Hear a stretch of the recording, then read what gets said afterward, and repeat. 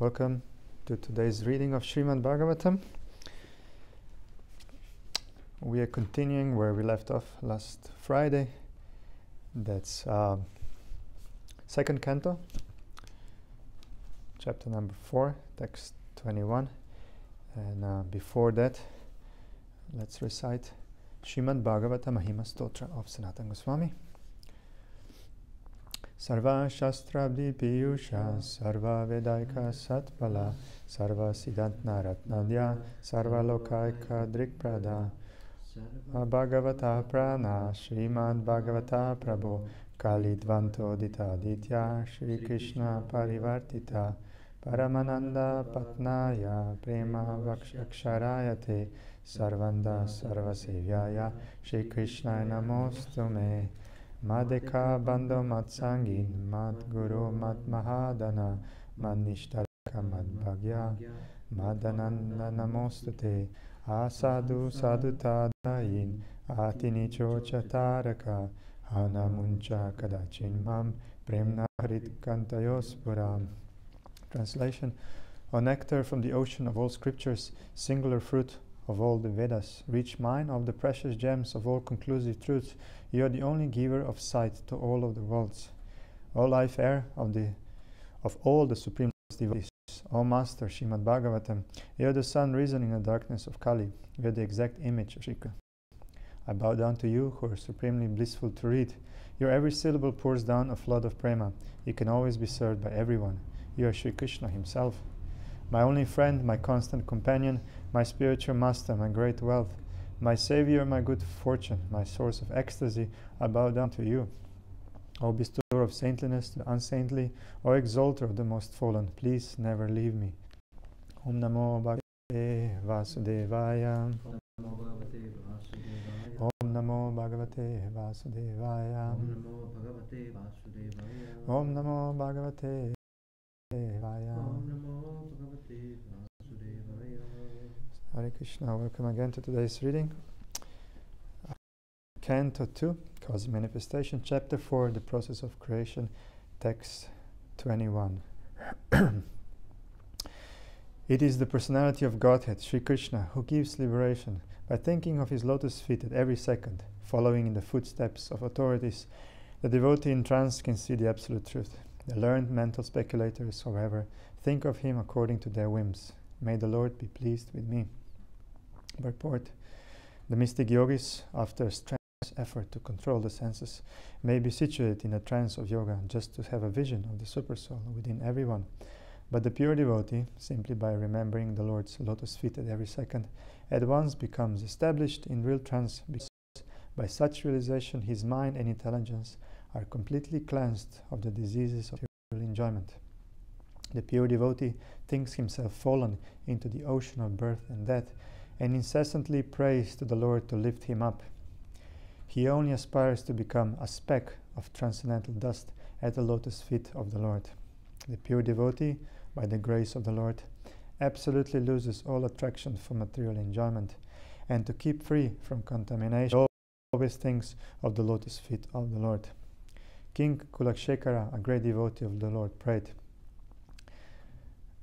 Krishna Dutiya Padapankaja Pancharantam Advaitam Vishatu Manasarad Kanta Varodana Vidau Smaranam Kutaste. My Lord Krishna, I pray that the swan of my mind may immediately sink down to the stems of the lotus feet of your Lordship and be locked in their network. Otherwise, at the time of my final breath, when my throat is choked up with cough, how will it be possible to think of you? The comparison is very appropriate. Without becoming a swan or paramahamsa, one cannot enter into the network of the lotus feet of the Lord. One must meet speculators, learn scholarship, not even dream of the absolute truth by speculating over it for eternity. The Lord reserves the right of not being exposed to such mental speculators. And because they cannot enter into network stem of the lotus stem of the Lord, all material speculators differ in conclusions, and at the end they make a useless compromise by saying, as many conclusions, as many ways, according to one's own inclination. Yatha rucham. But the Lord is not like a shopkeeper trying to please all sorts of customers in the mental speculator exchange. The Lord is what He is, and the absolute personality of Godhead, and He demands absolute surrender unto Him only. The pure devotee, however, by following the ways of previous acharyas or authorities, can see the Supreme Lord through the transparent medium of a bona fide spiritual master, Anupashanti. The pure devotee never tries to following in the footsteps of the acharyas. Mahajano yena gata sa pataha. Therefore, there is no difference of conclusions amongst the Vaishnava acharyas regarding the Lord and the devotees. Lord Chaitanya asserts that the living entity, Jiva, is eternally the servitor of the Lord, and that he is simultaneously one with and different from the Lord. This tattva of Lord Chaitanya's is shared by all four sampradayas of the Vaishnava school, eternal servitude to the Salvation. No authorized Vaishnava acharya who may think of the Lord and himself as one. This humbleness of your devotee, who is 100% engaged in his service, puts the devotee of the Lord in a trance by which to realize everything, because to the sincere devotee of the Lord reveals himself, as stated in the Bhagavad Gita 10:10. The Lord, being the Lord of intelligence in everyone, even in the non-devotee, favors his devotee with proper intelligence, so that automatically the pure devotee is enlightened with the factual truth about the Lord and his different energies. The Lord is revealed by one's speculative power or by one's verbal jugglery over the absolute truth. Rather, he reveals himself to a devotee who he is fully satisfied by the devotee's service attitude. Shukadeva Goswami is a compromiser of the theory of as many ways as many conclusions. Rather, he prays that is the that's Bengali. Text 22. May the Lord, who is the beginning of the great, amplify Brahma from within his heart and inspired him with full knowledge of creation and of his own self, and who appeared to be generated from the Brahma, be pleased with purport. The Lord as the super from Brahma to the insignificant ant, potent in every living being. A living being is sufficiently potent to possess knowledge from the Lord in the proportion of 50/64 or 78% of the full knowledge acquirable. Since the living being is constitutionally part and parcel of the Lord, he is unable to assimilate all the knowledge that the Lord possesses himself. In the conditioned state, the living being is subject to forget everything after a change of body known as death. This potent knowledge is again inspired by the Lord from within the heart of every living being, and it is known as the awakening of knowledge, for it is comparable to awakening from sleep or unconsciousness. This awakening of knowledge is under the full control of the Lord, and therefore we find in the practical world different grades of knowledge in different persons. This awakening of knowledge is neither an automatic nor a material interaction. The supply source is the Lord himself, Dhyapati. For even Brahma is also subject to this regulation of the Supreme Creator. In the beginning of the creation, Brahma is born first without any father and mother, because before Brahma there were no other living beings. Brahma is born from the lotus which grows from the abdomen of the Garbhodakashai Vishnu, and therefore he is known as Aja. This Brahma or Aja is also a living being, part and parcel of the Lord. But being the most pious devotee of the Lord, Brahma is inspired by the Lord to create, subsequent to the main creation by the Lord, through the agency of material nature. Therefore, neither the material nature nor Brahma is independent of the Lord. The material scientist can merely observe the reactions of the material nature without understanding the direction behind such activities, as a child can see the action of electricity without any knowledge of the powerhouse engineer. This imperfect knowledge of the material scientist is due to a poor fund of knowledge. The Vedic knowledge was therefore first impregnated within Brahma, and it appears that Brahma distributed the Vedic knowledge. Brahma is undoubtedly the speaker of the Vedic knowledge, but actually he was inspired by the Lord to receive such transcendental knowledge, as it directly descends from the Lord. The Vedas are therefore called apaurushaya, or not imparted by any created being. Before the creation, the Lord was there, Narayana Paro Vyaktat, and therefore the words spoken by the Lord are vibrations of transcendental sound. There is a gulf of difference between the two qualities of sound, namely Prakrita and Aprakrita.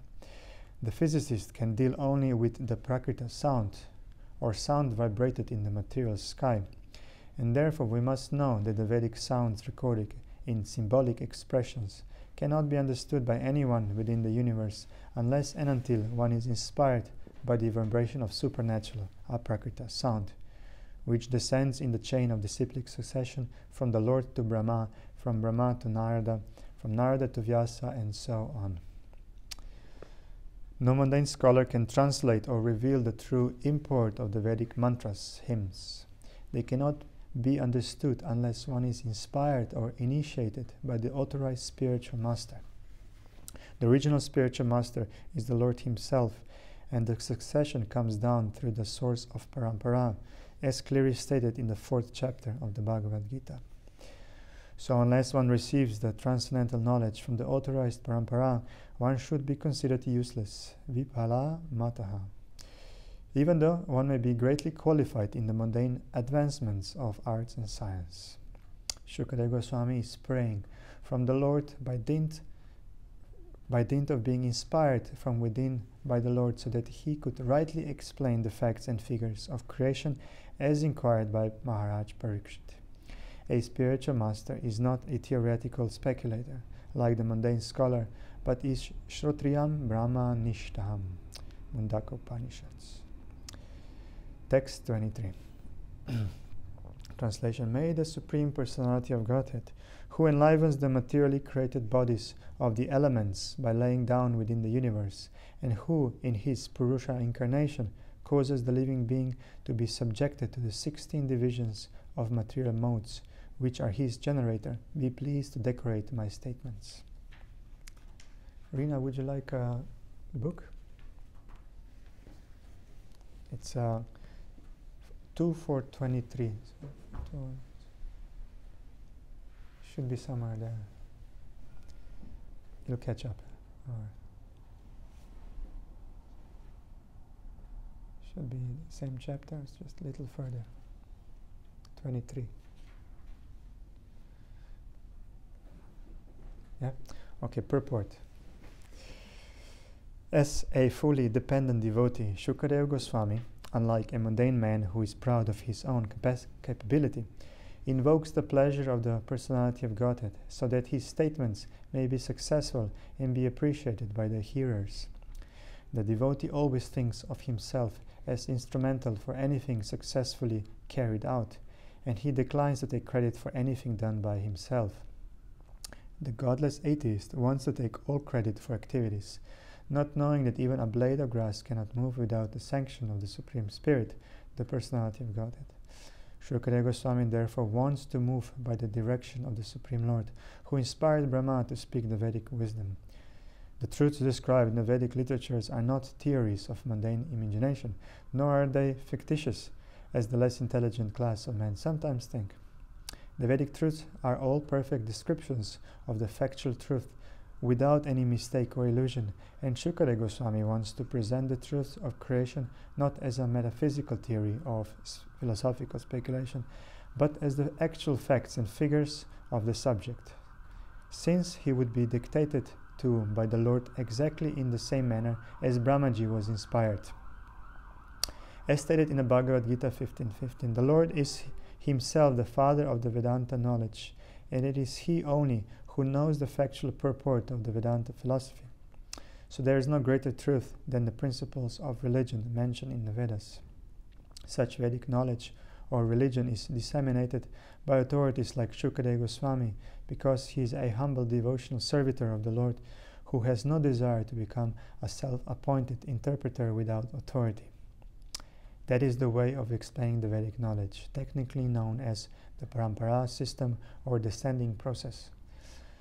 The intelligent man can see without mistake that any material creation, whether one's own body or a fruit or flower, cannot beautifully grow up without a spiritual touch.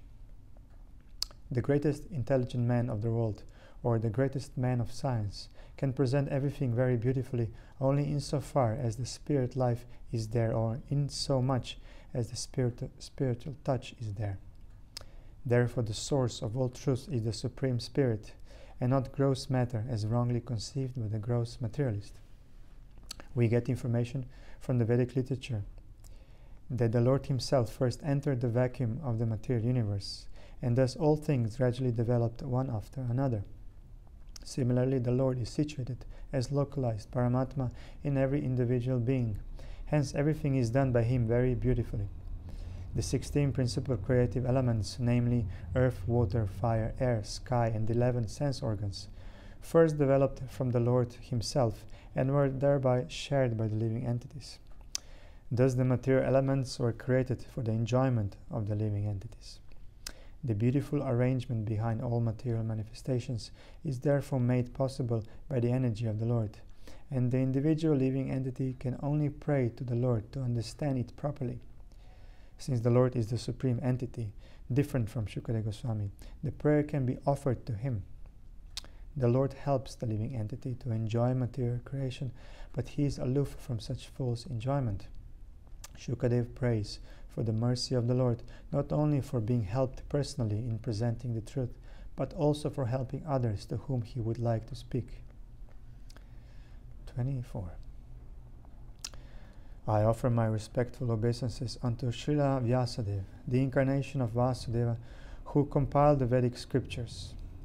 The pure devotees drink up the nectarian transcendental knowledge, dropping from the lotus-like mouth of the Lord. Purport. In pursuance of the specific utterance Vedase, or the compiler of the system of transcendental knowledge, end quote, Srila Sridhar Swami has commented that the respectful obeisances are offered to Srila Vyasadeva, who is the incarnation of Vasudeva. Srila Jiva Goswami has agreed to this, but Srila Vishwanatha Chakravarti Thakur has made a further advance, namely that the nectar from the mouth of Lord Krishna is transferred to his different consorts, and thus they learn the finer arts of music, dance, dressing, decorations, and all such things which are relished by the Lord. Such music, dance, and decorations enjoyed by the Lord are certainly not anything mundane, because the Lord is addressed in the very beginning as para, or transcendental. This transcendental knowledge is unknown to the forgotten conditioned souls. Srila Vyasadeva, who is the incarnation of the Lord, thus compiled the Vedic literatures to revive the lost memory of the conditioned souls about their eternal relation with the Lord. One should therefore try to understand the Vedic scriptures, or the nectar transferred by the Lord to his consorts in the conjugal humor, from the lotus-like mouth of Vyasadeva or Shukadeva. By gradual development of transcendental knowledge, one can rise to the stage of the transcendental arts of music and dance displayed by the Lord in his Rasa Lila. But without having the Vedic knowledge, one can hardly understand the transcendental nature of the Lord's Rasa dance and music. The pure devotees of the Lord, however, can equally relish the nectar in the form of the profound philosophical discourses and in the form of kissing by the Lord in the Rasa dance, as there is no mundane distinction between the two. 25. My dear king, Brahma, the first firstborn, on being questioned by Narada, exactly apprised him on this subject, as it was directly spoken by the Lord to his own son, who was impregnated with Vedic knowledge from his very birth. Purport. As soon as Brahma was born of the abdominal lotus petals of Vishnu, he was impregnated with Vedic knowledge, and therefore he is known as Vedagarbha, or a Vedantist from the embryo. Without Vedic knowledge, or perfect, infallible knowledge, no one can create anything. All scientific knowledge and perfect knowledge are Vedic. One can get all types of information from the Vedas, and as such, Brahma was impregnated with all perfect knowledge, so that it was possible for him to create. Thus Brahma knew the perfect description of creation, as it was exactly apprised to him by the Supreme Lord Hari. Brahma, on being questioned by Narada, told Narada exactly what he had heard directly from the Lord. Narada again told exactly the same thing to Vyasa, and Vyasa also told Shukadeva exactly what he heard from Narada. And Shukadeva was going to repeat the same statements as he had heard from Vyasa. That is the way of Vedic understanding. The language of the Vedas can be revealed only by the above-mentioned disciplic succession and not otherwise. There is no use in theories. Knowledge must be factual. There are many things that are complicated, and one cannot understand them unless they are explained by one who knows. The Vedic knowledge is also very difficult to know, and must be learned by the above-mentioned system. Otherwise, it is not at all understood. Shukara Goswami, therefore, prayed for the mercy of the Lord so that he might be able to repeat the very same message that was spoken directly by the Lord to Brahma, or what was directly spoken by Brahma to Narada. Therefore, the statements of creation explained by Shukara Goswami are not at all, as the mundaners suggest, theoretical, but are perfectly correct.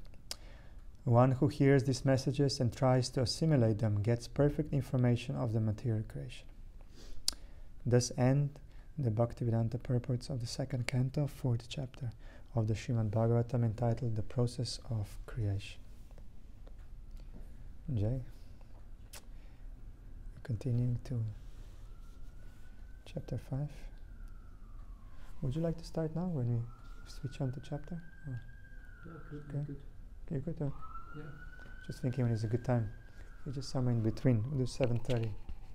Yeah. If you want to switch over again, it's up to you. There's a mic. For better hearing. Sorry. Yeah, for more clear. Okay. Here. Yeah.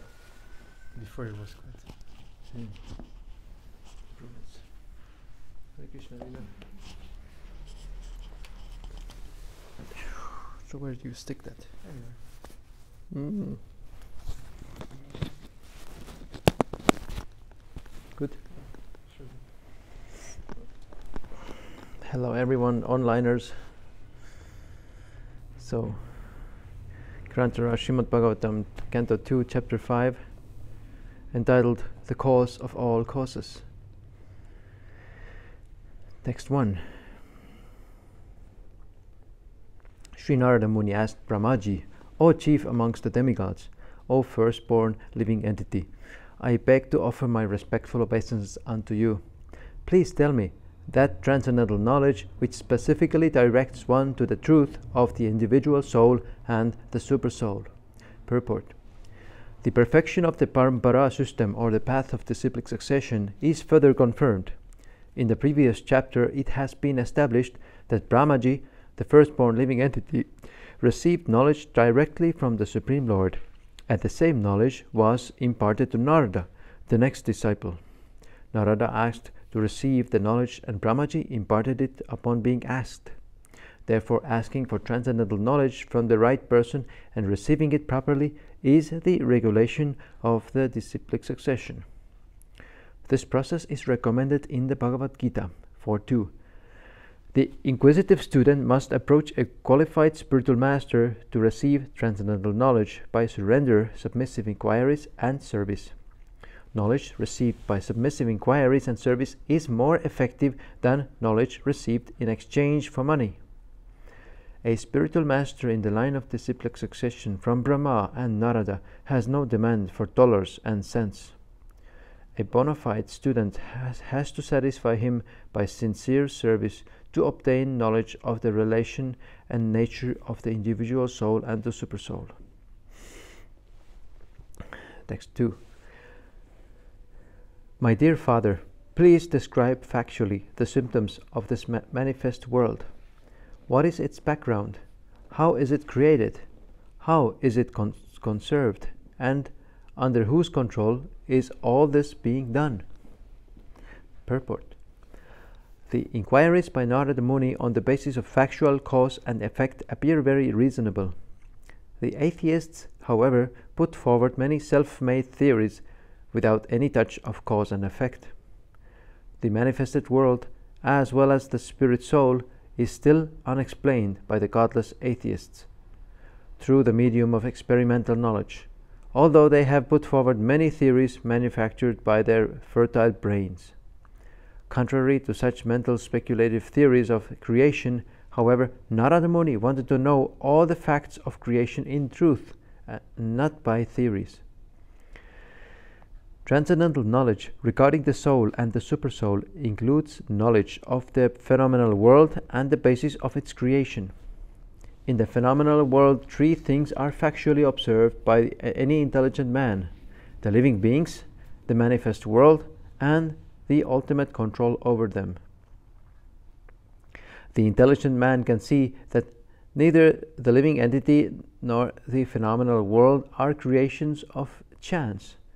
The symmetry of creation and its regulative actions and reactions suggests the plan of an intelligent brain behind them, and by genuine inquiry one may find out the ultimate cause with the help of one who knows them factually. Text 3. My dear Father, all this is known to you scientifically, because whatever was created in the past, whatever will be created in the future, or whatever is being created at present, as well as everything within the universe, is within your grip, just like a walnut. Purport. Brahma is the direct creator of the manifested universe and everything within the universe. He therefore knows what happened in the past, what